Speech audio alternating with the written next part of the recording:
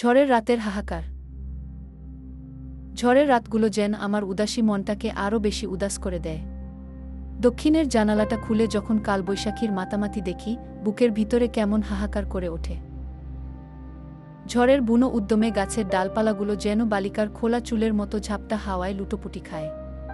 প্রকৃতির এই রূপ আমাকে মুগ্ধ করে, আবার ব্যথিত করে তোলে।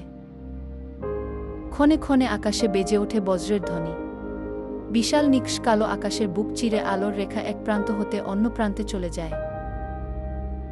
একটু পরেই মেঘের এলোমেলো গর্জন টিনের চালে বৃষ্টির ফোঁটা পড়ে এক অপূর্ব সঙ্গীতের সৃষ্টি করে।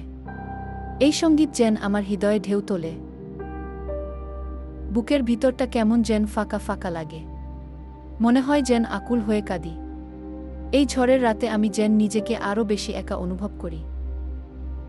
প্রকৃতির এই রুদ্র রূপের মাঝেও আমি শান্তি খুঁজি, একাকিত্বের মাঝেও খুঁজে পাই জীবনের নতুন সুর। ঝড়ের শেষে এক নতুন ভোরের অপেক্ষায় থাকি।